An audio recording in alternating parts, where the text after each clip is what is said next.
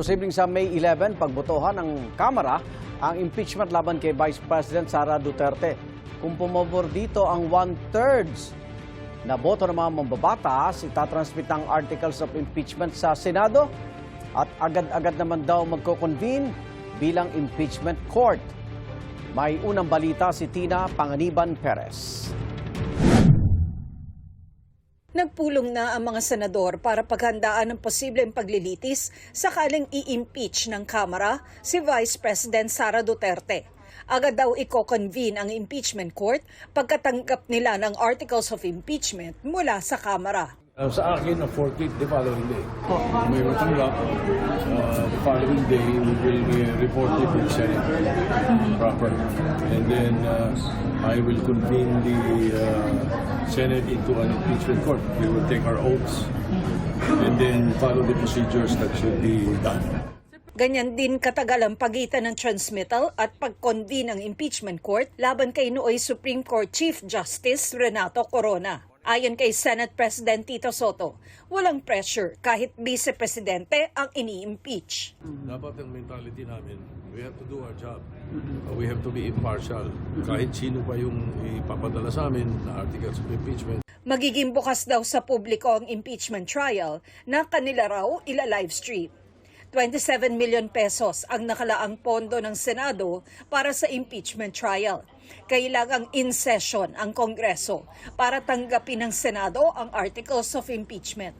Pero oras na natanggap na ito ng Senado, pwede naman magpatuloy ang pagdinig ng impeachment court kahit mag-break ang Kongreso sa June 5. Sa May 11 pa, inaasahang pagbobotohan ng plenaryo ng Kamara ang impeachment ni Vice President Duterte. Yung May 11, that is just my recommendation, no? Kasi on May 4, i-approve yung committee report, resolution, and articles of impeachment. Right after approval, on the same day, we transmit it to the plenary. Once it is in the plenary, we anticipate that they will be transmitting copy of the same to all the members of the House, including the Vice President. Kasi ito yung nasa decision ng Duterte versus House of Representatives to provide reasonable time sa House members to read and study the impeachment complaint, including the evidence before the plenary vote. 1/3 ng lahat ng kongresista o 106 na boto ang kailangan sa plenaryo para ma-transmit ang articles of impeachment sa Senado. Sa tingin po ninyo maaabot yung 106? Well, makita niyo naman sa sa voting sa Justice Committee, unanimous ang bumoto. Sabi ng mga kongresistang nakausap namin, ang boto nila ay nakabase sa kanilang pagsusuri sa mga iniharap na ebidensya. Wala raw itong koneksyon sa alegasyon ng kapatid ng bise na si Davao City 1st District Representative Paulo Duterte na may tumatawag sa mga opisina ng mga kongresista para pilitin silang bumoto pabor sa impeachment ng bise para masigurong may pondo pa rin ang kanilang distrito. Wala po tayong na-experience na ganyan. So we deny the statement of Congressman Pulong in as far as we are concerned.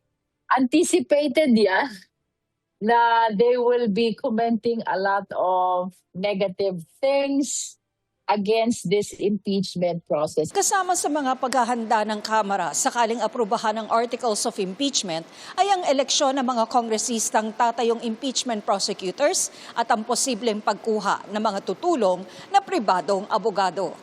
Sa mga isinagawang pagdinig ng House Committee on Justice, hindi dumalo ang bise. Ilang beses ng kwestiyon ng kampo ni Duterte ang prosesong ginawa ng komite. Pero sakaling umabot sa paglilitis sa Senado ang impeachment complaint, tiniyak ng defense team ng bise na dadalo siya roon kung kailangan. Yun naman pong sa Senado, definitely magpa-participate tayo doon, no? Kaya talagang trial yun eh. So the defense team will be there, of course the prosecutors will be there. Yung mismong presence ng Vice President, of course it will depend on what the incident is for that trial date, no? Kung kinakailangan na nandun siya. Pero maaari rin daw silang dumulog sa Korte Suprema kung may makita silang proseso sa Senado na hindi naaayon sa saligang batas. Kaugnay naman ang sinabi ng NBI na may ituturing na inciting to sedition at grave threat ang mga naging pahayag noon ng bise. Kapag pinatay ako, patayin mo si BBM. Sinabi ng abogado ni Vice President Duterte na nakita sa pagdinig ang kakulangan ng akusasyon laban sa bise.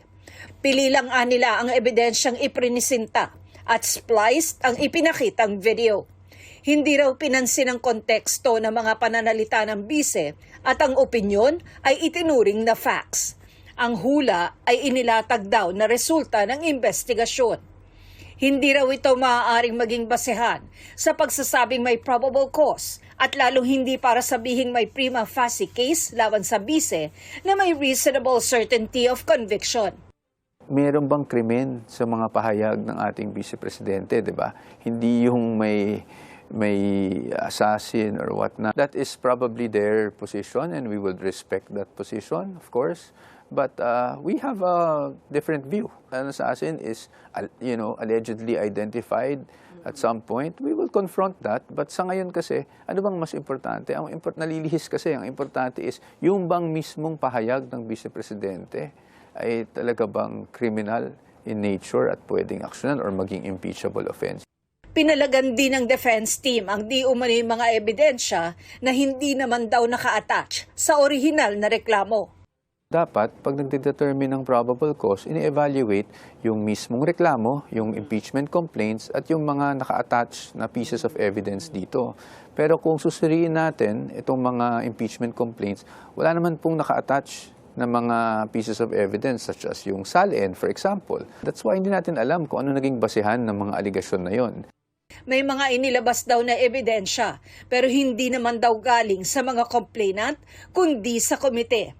How do we expect the respondent to intelligently respond to all of these allegations kung after the fact na nag-file kami ng answer tsaka sila biglang maghahanap ng mga ebidensya kuno? Sana present nila sa Justice Committee, no? Problem is they're pronouncing this only to media and we cannot appreciate those pronouncements if not made during the forum before the Justice Committee. Ayaw raw pangunahan ng defense team ng bise ang magiging resulta sa plenaryo ng Kamara.